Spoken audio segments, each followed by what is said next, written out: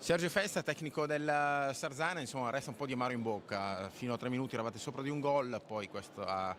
doppia marcatura dell'Amatori. Sì, sapevamo benissimo che fino all'ultimo secondo in piste del genere può succedere questo e probabilmente avremmo dovuto chiuderla prima la partita, visto che abbiamo avuto diverse occasioni per poterlo fare. Però io ai ragazzi devo solo ringraziarli per la prestazione che hanno fatto, perché è stata veramente super, è stata veramente di cuore, di tutto, quindi diciamo che siamo amareggiati per la sconfitta, però siamo contenti tra virgolette della prestazione. Ecco, c'è amarezza per il risultato, però è un risultato che conferma un buonissimo avvio di stagione di questo Sarzana.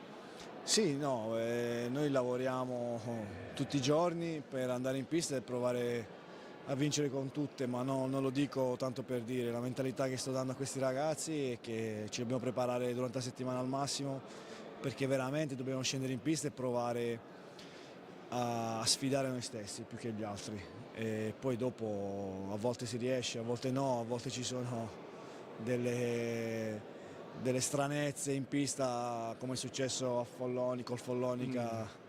a 10 secondi alla fine, ma non abbiamo mai proferito parola, non ci siamo mai appellati agli alibi, abbiamo sempre provato a dare qualcosa in più dalla settimana dopo la partita giocata, quindi questo è quello che vogliono, quello che chiedo ai ragazzi. Non ci sono alibi, non ci sono scuse, si può perdere, si può vincere, però si dà il massimo sia durante la settimana che in partita.